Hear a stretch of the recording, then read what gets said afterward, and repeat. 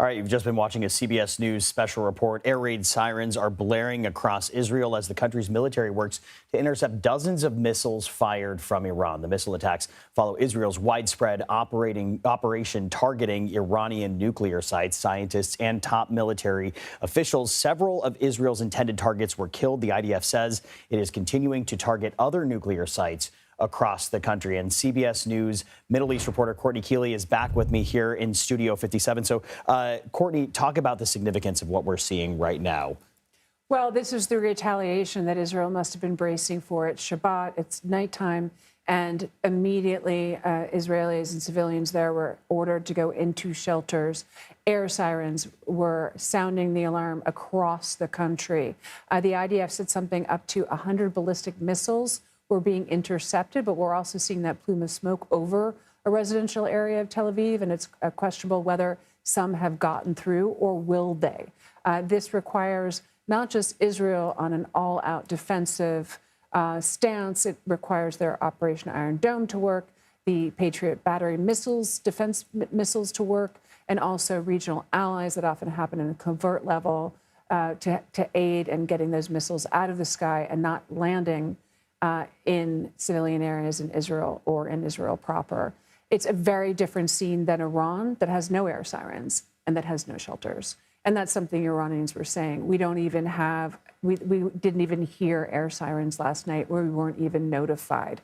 And then you saw residential buildings being hit in Iran, which means like concussion strikes, like terrifying sounds of bombings happening all over Iran, taking out, as you said, nuclear scientists, taking out top military commanders that the Supreme Leader Ali Khamenei has said have already been replaced, going after military sites, going after arsenals of ballistic missiles, and going after the oil refinery. So much is unconfirmed coming out of Iran, but I can tell you there are also protests being reported. They have a widespread internet that's still functioning, maybe not as good as it was last night, but information is coming out. I'm hearing in the town of Isfahan, the city of Isfahan, that people are actually saying death to Khamenei. These are not people in general that want to see this regime be kept in place, but they don't want to see civilian strikes, and they don't want Israel bombing their country either. Robert, I want to turn to you now and bring you back in. I know you were halfway through a thought. Robert Berger is joining us for all those viewing from Jerusalem. So just give me some flavor about what the situation is on the ground where you are. What are you seeing and hearing, Robert? Well, a little while ago here in Jerusalem, we heard air raid sirens. We're not hearing them right now. Most of the activity, the missile activity, seems to be in the Tel Aviv area, but right now also missiles going off in Haifa, that's a northern Israeli city. And the country is under missile attack. According to Israeli media, there have been 7 missiles that have gotten through Israel's defense shield. We've seen interceptions of the Iron Dome and other anti-missile systems intercepting some of the projectiles, but we also saw at least one get through on video with a big explosion. No reports of major injuries or serious injuries. 7 people hurt, according to the latest account, but a second wave of missiles is said to be headed toward Israel right now. So explain to me what, if any, kind of response, from what you're hearing on the ground there, what, if any, kind of response Israel has planned in this breaking news situation? Well, right now they're bracing because they carried out this huge attack on Iran earlier today with 200 warplanes traveling to Iran, which is about 1,000 miles away from here, where I'm sitting in Jerusalem, and hitting Iran's nuclear facilities. Now, those planes have mostly returned to base. There are reports of further attacks on another nuclear facility right now, but here in Israel, basically it's defense mode to try and knock these missiles out before they reach Israel. I want to bring in Eric Loeb, associate professor at Florida International University with an expertise in Middle East studies. Professor, thank you for taking the time to chat with us. So what sort of precedent do we have for these strikes? Let's contextualize this for our viewers right now. Well, in terms of direct strikes between Iran and Israel, the precedent that we have has just started since the October 7th Hamas attacks on Israel, and then the subsequent Gaza war since October 7th, 2023. Since that time, prior to today's attacks, there was an attack by Iran that really surpassed the threshold of directly striking Israel for the first time in its history when it launched drones and missiles of the types that we're seeing today enter Israeli airspace. That was back in April of 2024. And then again, Iran did that again in October of 2024 as well, in response to some of Israel's actions and activities against Iranian assets in the region. And both times, Israel retaliated, but not to the level that we saw earlier today.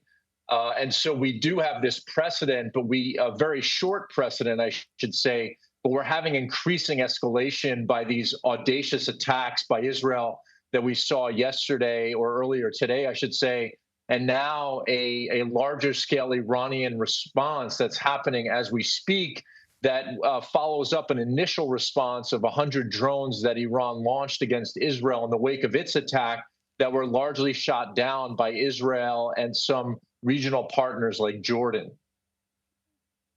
So, Professor, you say that this far overshadows any previous flare-ups that we have seen in recent history between these two countries. What's the concern here when it comes to this escalating into a wider conflict?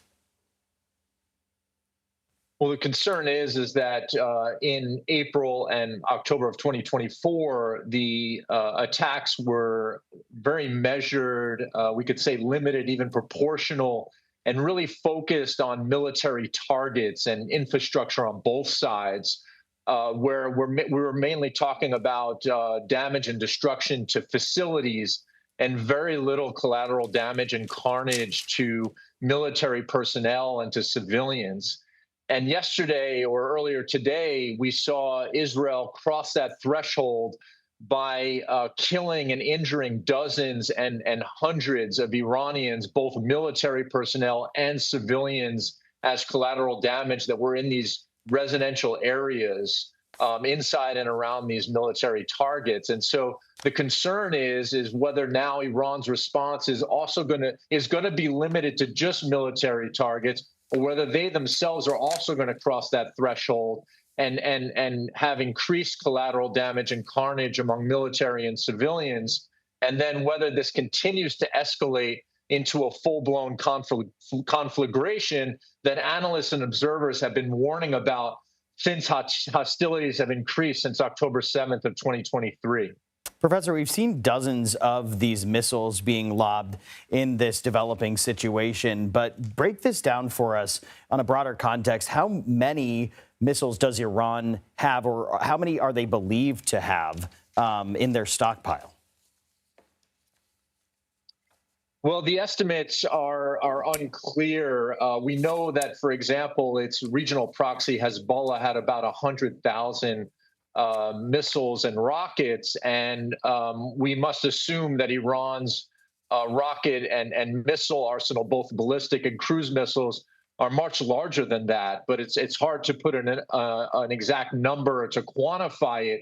What we can say is that in the previous attacks in April and October of 2024, Iran launched just several hundred missiles, anticipating that most of them would be shot down by the Israel Iron Dome system and by other air defense systems, along with Israel's allies and partners in the region.